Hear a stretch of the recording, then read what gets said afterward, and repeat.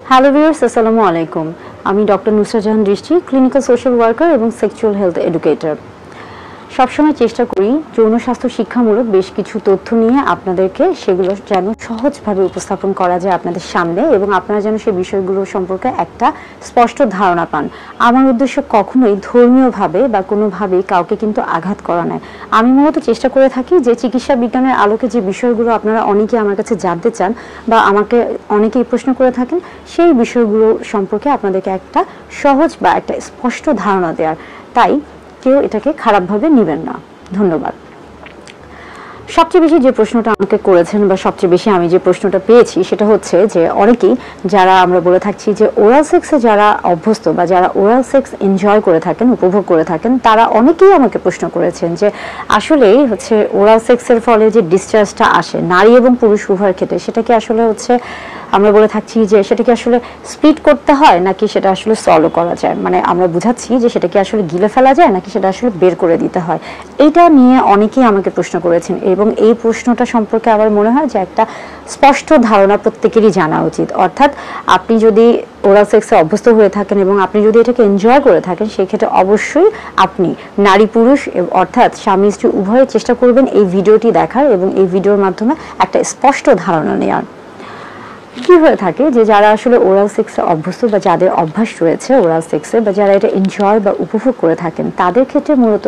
একটা পর্যায়ে গিয়ে কিন্তু তারা হচ্ছে আপনার নারী এবং পুরুষের যে জনন অঙ্গগুলো রয়েছে, আমরা বলে থাকছি যে পুরুষদের ক্ষেত্রে তার যে পুরুষ লিঙ্গ বা পেনিস, এবং স্ত্রীদের ক্ষেত্রে বা নারীদের ক্ষেত্রে আমরা বলে থাকছি যে তার ভালভা, তারপরে ক্লাইটোরিস, ল্যাবিয়া মেজোরা মাইনরা এবং পরবর্তীতে ভ্যাজাইনা। তো সেই ক্ষেত্রে হয়ে থাকছে যে অনেকে এটাকে টাচ করে থাকেন, কিস করে থাকেন বা অনেকে লিক করে থাকেন, এবং অনেকে হচ্ছে দেখা যাচ্ছে যে এই অবস্থাতে অর্থাৎ হচ্ছে তারা যখন এই কাজগুলো করতে থাকেন সেই ক্ষেত্রে অনেক সময় কিছুটা ডিসচার্জ হয়ে আসে, এবং অনেকের ক্ষেত্রে দেখা যাচ্ছে যে এই ডিসচার্জটা খুব বেশি পরিমাণে হয়ে যায়, এবং সেই মুহূর্তে যদি আপনার মুখে সেই ডিসচার্জটা চলে আসে সেক্ষেত্রে আপনি অনেক সময় হয় কি যে না চাইলে অনেক সময় হয়তো বা আপনার মুখের ভিতরে চলে গেছে, তো সেই ক্ষেত্রে অনেকে ঘাবড়ে যায়, ভয় পেয়ে যায় যে আসলে এই যে ডিসচার্জটা যাচ্ছে এটা যদি তার মুখে চলে যায় সেই ক্ষেত্রে কি তার কোনো সমস্যা হবে কিনা, কিংবা তিনি যদি গিলে ফেলেন সেই ক্ষেত্রে তার কোনো সমস্যা হবেন কিনা। আবার অনেকে প্রশ্ন করে থাকেন যে এটা যদি তিনি খেয়ে ফেলেন বা মুখে চলে যায় তাহলে সেই ক্ষেত্রে পরবর্তীতে তিনি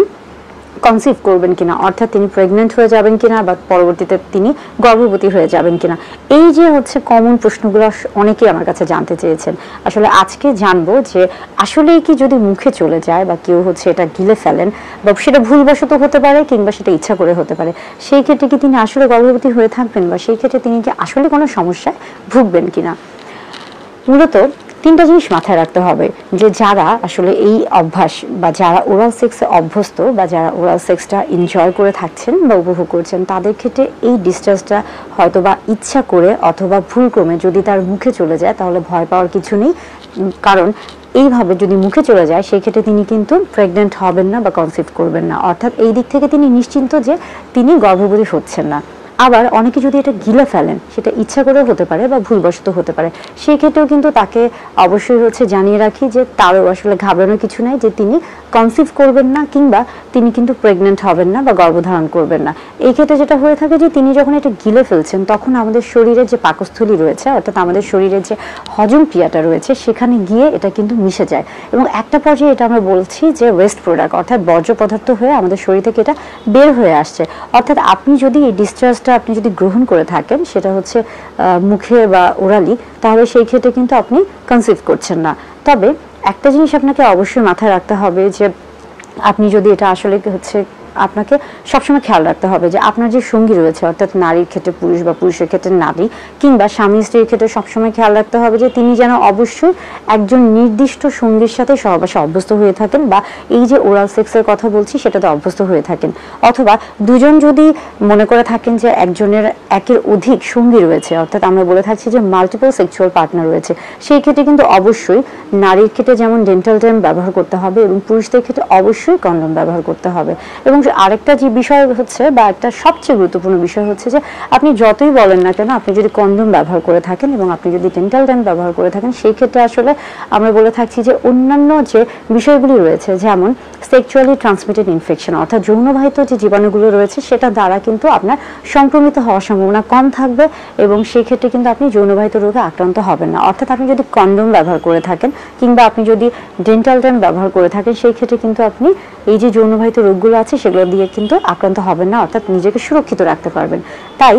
অবশ্যই ওরাল সেক্সে যারা অভ্যস্ত বা যাদের অভ্যাস রয়েছে তারা কিন্তু এই বিষয়গুলো খেয়াল রাখবেন। আর আরেকটা গুরুত্বপূর্ণ বিষয় হচ্ছে উভয়ের ক্ষেত্রে, সঙ্গীদের ক্ষেত্রে অবশ্যই আমরা বলে থাকছি যে হাইজিন অর্থাৎ পরিষ্কার পরিচ্ছন্নতা অবশ্যই বজায় রাখতে হবে। এবং আরেকটা বিষয় হচ্ছে যে রক্ত পরীক্ষা অবশ্যই আপনাকে হচ্ছে জেনে রাখতে হবে যে আপনি যার সাথে মিশছেন বা যার সাথে শারীরিক সম্পর্ক করছেন তিনি ইতিপূর্বেই বা ইতিমধ্যেই তিনি হচ্ছে বিভিন্ন রকমের জীবাণু দ্বারা সংক্রমিত আছেন কিনা। এটা হতে পারে বিভিন্ন ধরনের ভাইরাস ইনফেকশন কিংবা হতে পারে যে আপনার এইচআইভি এইডস আমরা বলে থাকি, হারপিস, ক্লামাইডিয়া, অর্থাৎ বিভিন্ন রকমের যে জীবাণু সংক্রমণগুলো রয়েছে দুজনই আসলে হচ্ছে সেই দিক থেকে পরিষ্কার আছেন কিনা, ঠিক আছে কিনা। অর্থাৎ যারা ওরাল সেক্সে অভ্যস্ত বা ওরাল সেক্স পছন্দ করে থাকেন তাদের ক্ষেত্রে এই প্রত্যেকটা বিষয় জানতে হবে। আশা করি ভিডিওটা আপনাদের ভালো লেগেছে এবং হচ্ছে ওরাল সেক্স নিয়ে আমাকে যারা অনেক ধরনের প্রশ্ন করেছেন আশা করছি যে তাদের সেই প্রশ্নের উত্তর আপনারা পেয়ে গেছেন এবং আপনারা উপকৃত হয়েছেন।